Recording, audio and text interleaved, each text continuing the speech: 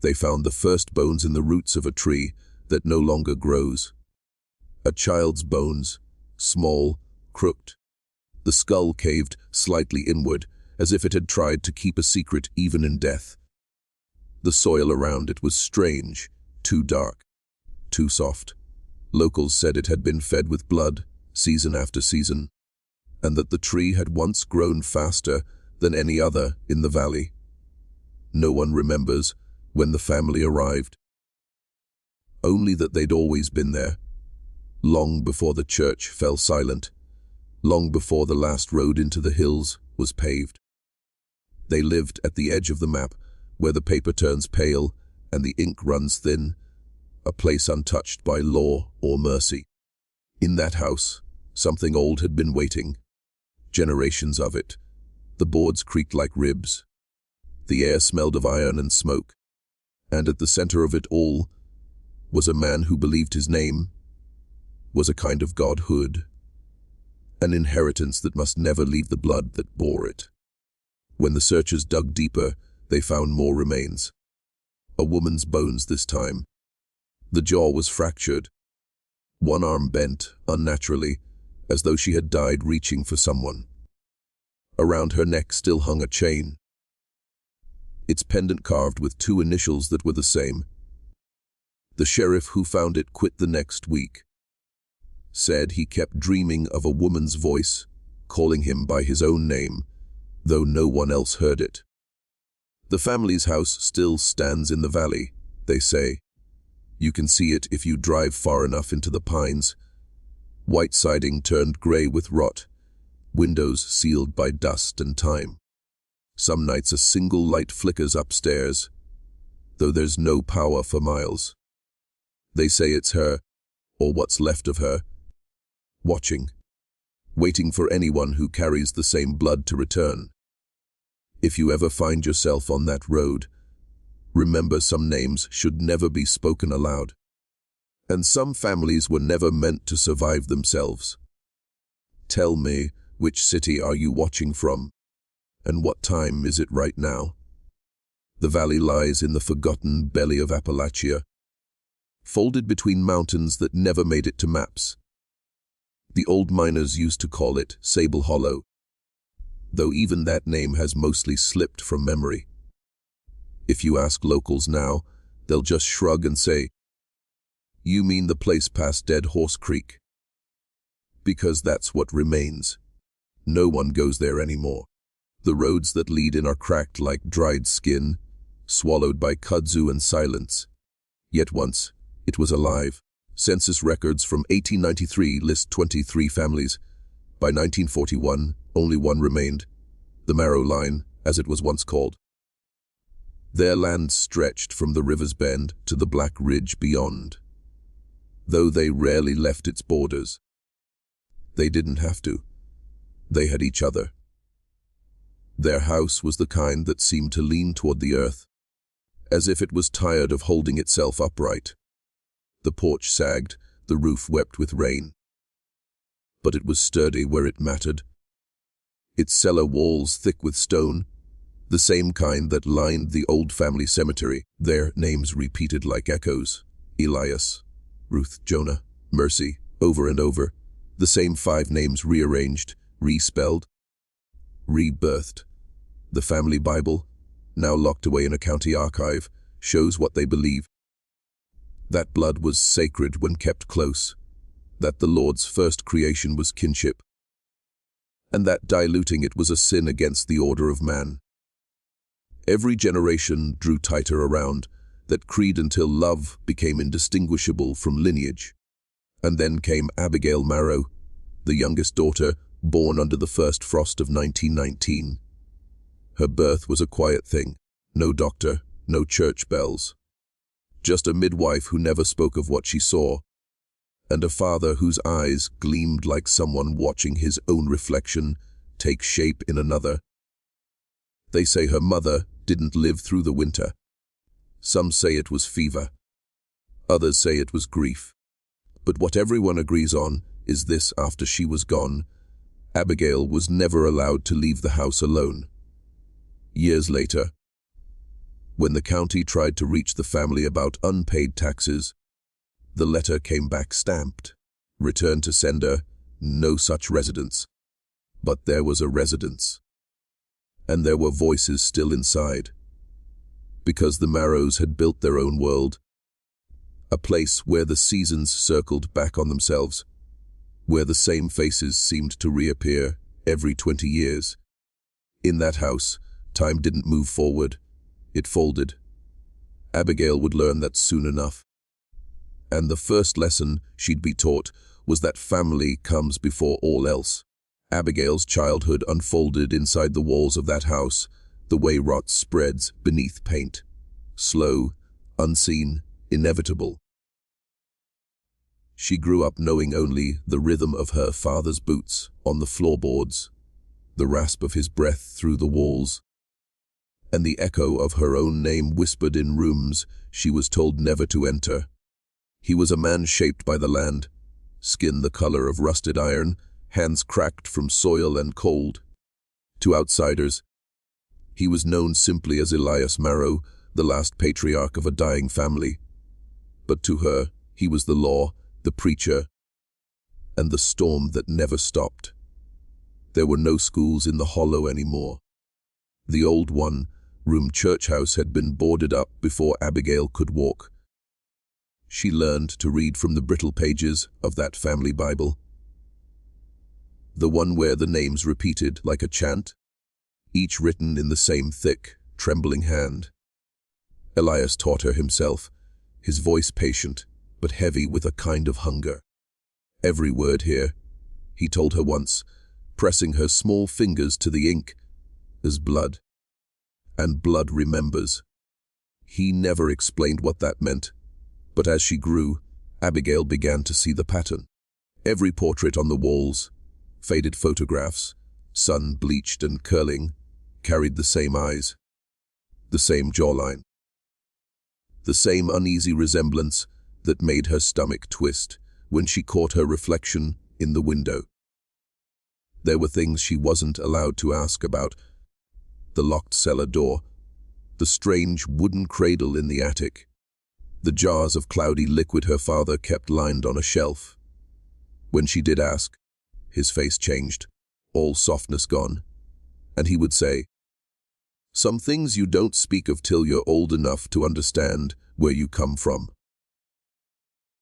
By 12, she had begun to dream of her mother, a woman she could barely remember, standing at the edge of the orchard, her hair moving without wind, her eyes dark with warning.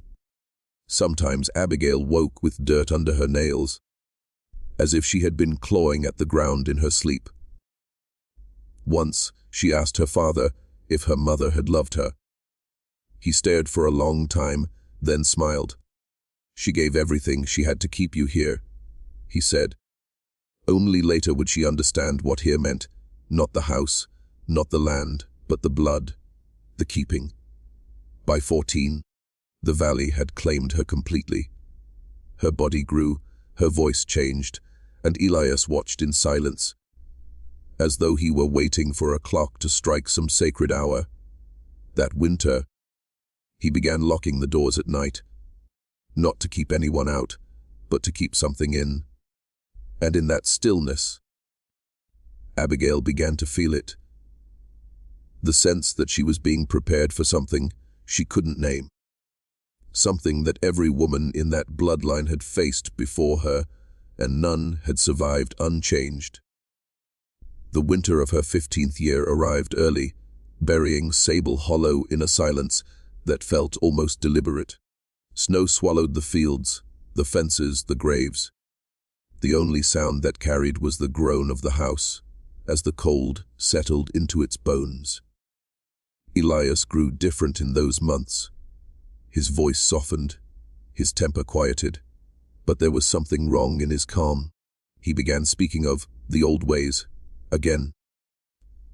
The kind his father had whispered about, when the world was still made of shadows and rules older than scripture. He said the blood must renew itself. That purity was not something inherited. It was something made. Abigail didn't understand, not then. She only knew that his gaze lingered longer, that he began to speak to her as if she were not his daughter, but a promise long delayed. At night, she could hear him pacing below her room, muttering prayers that weren't in any Bible she knew, words that sounded like names, repeated until they lost meaning. One evening, as snow fell against the windows, Elias told her to put on her mother's dress. It was yellowed with age, torn at the seams, still carrying the faint scent of lavender and something older.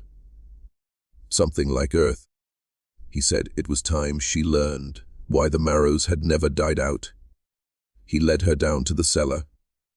The air there was thick, the walls slick with damp. In the center stood a table covered with candles, photographs, and a single mirror, cracked through the middle. Behind it, the cradle, the same one she'd seen as a child. Now she saw it differently, carved with the same initials that hung from her father's neck. Elias spoke softly, as though comforting her. He told her that their blood was holy, chosen. That outsiders had ruined the world with their mixing and wandering. That only the marrows had kept the first fire alive, and that she, Abigail, would carry it forward. She wanted to run, but his voice was the law, his hands, the only world she'd ever known. The candles burned low. The air turned metallic, like the moment before lightning. When she tried to speak, he pressed his hand to her face. "This is not sin," he said. "This is continuation." Upstairs, the wind battered the windows, but the sound never reached the cellar. There was only breathing, then stillness. In the months that followed, she spoke less. Her eyes stayed lowered, her movements mechanical. The valley thawed and bloomed again, but Abigail moved through it like a ghost wearing her own skin. By the time autumn came, the neighbors had begun to whisper. They said Elias had started building a second cradle. That sometimes, late at night, they could hear two voices praying where there should have been one. The midwife was called again before the year was out. And when she left that house, she was seen crying into her apron, saying only one thing to the man who'd driven her there. "She's too young to be anyone's mother." When the child came, it was under a blood moon that hung low and swollen over Sable Hollow. The air that night was sharp with iron, the kind of cold that bites through skin. No doctor came, only the midwife again, her hands trembling, her face wax, pale in the candlelight. She did not ask whose child it was. In this valley, the answers were always the same. The baby did not cry right away. It only stared silent, its eyes the same gray as Elias Marrow's. The midwife whispered that it was a sign of old blood, the kind that carries memory. Elias only nodded. Abigail turned her face to the wall. After that night, no one saw the midwife again. Some said she left the valley. Others said she hadn't been allowed to. The child was named Ruth, after Elias's mother, after his wife, after the daughter who had now become both. Abigail cared for her the way the earth cares for graves. Tenderly, but without joy. She never called Elias father again, nor did he call her child. Their names, their roles, their blood had all twisted into a single unbroken circle. Neighbors began to avoid the Marrow property altogether. The postman left letters at the bridge instead of the door. Hunters claimed they'd seen shapes moving in the orchard at night, not quite human, not quite shadow. One said he heard the sound of a baby crying deep underground. He left town by dawn. Years slipped by like mist between trees. Abigail grew older, though time seemed slower in that place, like the air itself refused to move forward.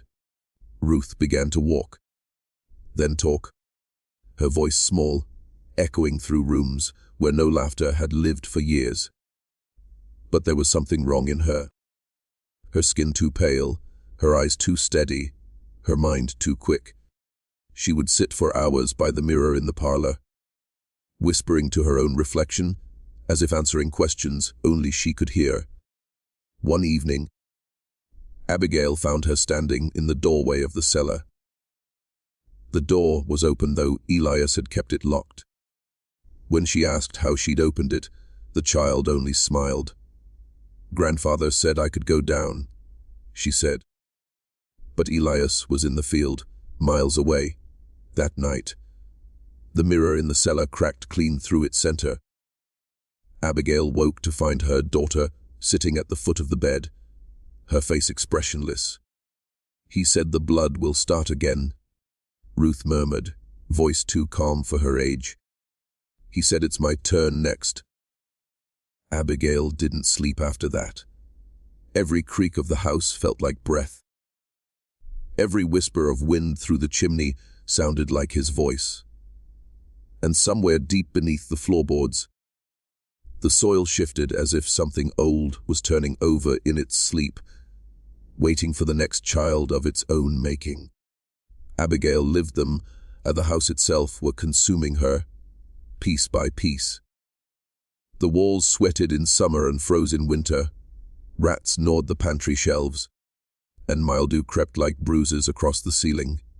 Elias marrow aged but never weakened.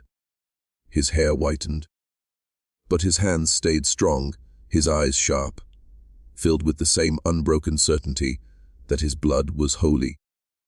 Ruth was 7 when the valley began to fear her. Children from the next ridge spoke of a little girl who knew their names without asking.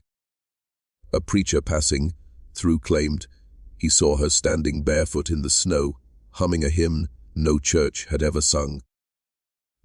And sometimes at dawn, smoke rose from the marrow's chimney.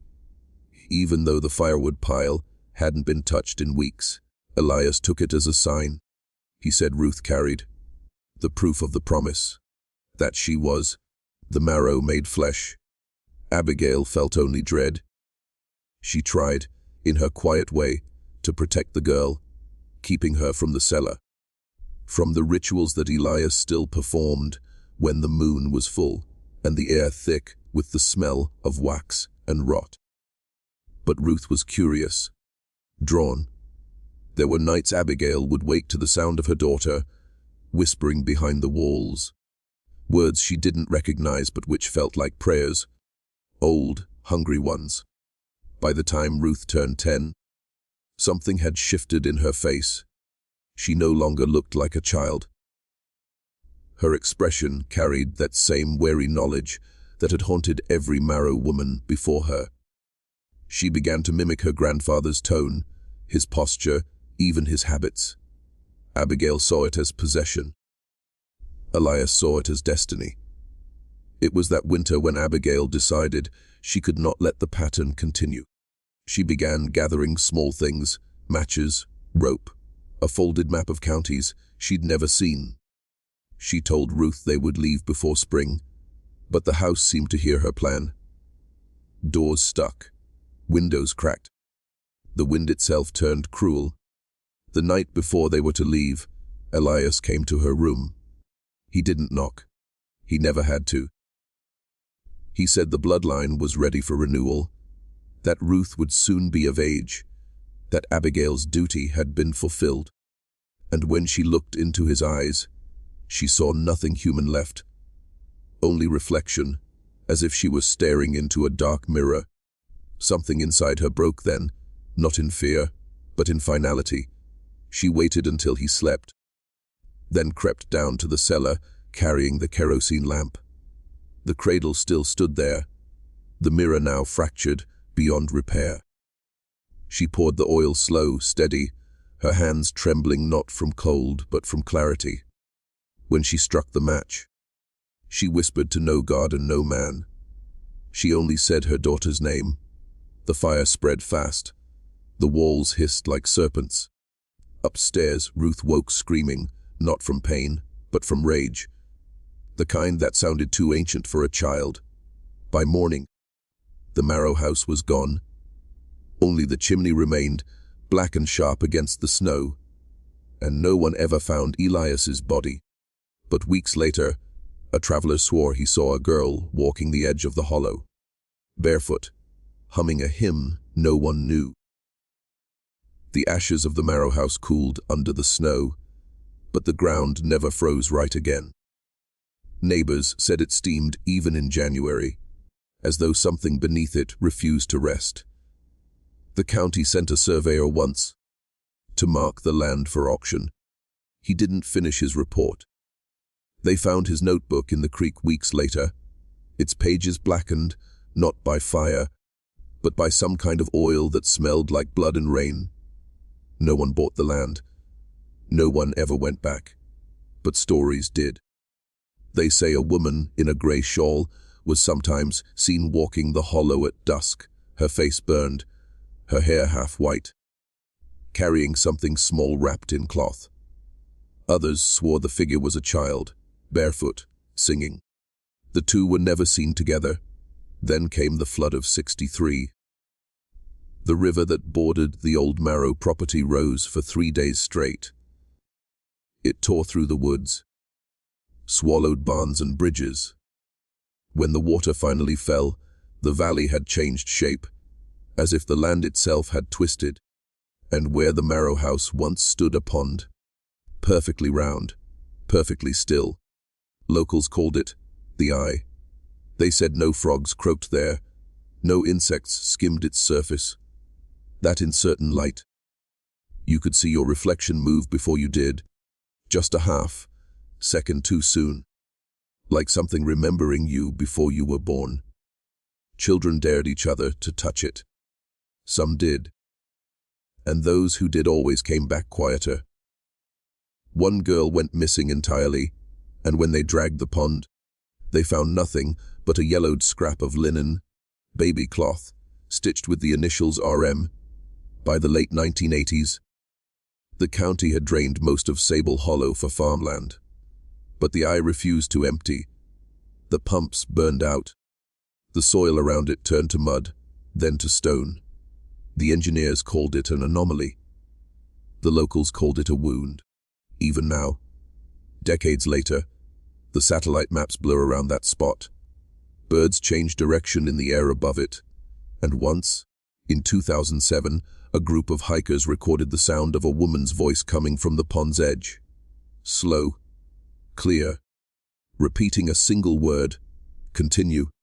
The sound file was sent to a university for study. Half the researchers quit within a month. The rest refused to discuss what they heard in the final 3 seconds. A second voice, younger, whispering the same word from beneath the water. Now the Eye is fenced off. But at night, locals say, you can still see movement below the surface. As though something is watching, waiting, remembering the blood that built it. And sometimes, if the wind cuts right through the trees, you can hear a lullaby, old and cracked, drifting up from the hollow. The same lullaby Elias Marrow once sang to his daughter before the fire ever began. In 2019, a genealogist named Dr. Clara Wren began cataloguing abandoned family lines from Nova Scotia's forgotten valleys. It was a government-funded project, a simple archive job.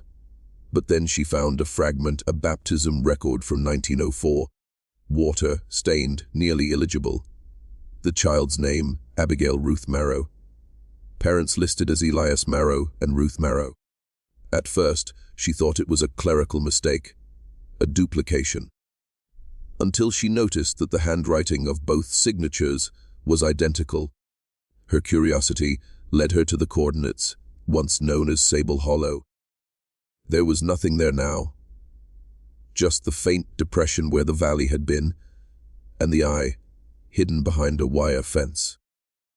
Clara took samples of the water, fragments of wood from beneath the soil. The readings were strange high traces of carbon, faint electromagnetic interference, and, disturbingly, organic matter too complex to categorize. She filed her report. Then she disappeared. 3 weeks later, Her laptop was found in a motel room 30 miles north. It contained a single audio file, time-stamped the night before she vanished. The recording begins with the sound of running water, the gentle pulse of a stream, then Clara's voice, calm, clinical. There's movement in the pond. It's reflecting something that isn't me. There's a static swallows the next 10 seconds. When her voice returns, it's unsteady. I see a child, a girl. She's not in the water, she's under it. She's mouthing something. I think she's saying my name. Then silence. Then a whisper, faint, layered, like several voices speaking through one mouth. You found us. The file ends with a long exhale and a single knock. Not on the microphone, but from inside the device. The authorities sealed the case as an accident. The location was quietly removed from all maps. But locals say they've seen a woman walking near the eye since then. Tall, thin, with white hair and a face that flickers between youth and ruin. She hums to herself, a song no one recognizes. And when people ask who she is, she always gives the same answer, in a voice too calm to belong to the living. I'm Ruth. I've always been, even now. Researchers who try to trace the Marrow lineage find strange gaps in census data, names that appear and vanish, birth certificates with signatures identical across a century. Some swear that in the archives, there's a file that shouldn't exist, a thin envelope labeled MRO, Xotanyudi. No one admits to writing it. No one admits to keeping it. Inside, there's only a single sheet of paper, yellowed and damp. At the center, in neat handwriting, the blood remembers, and below it, a faint outline, as if something had pressed its hand against the page from the other side.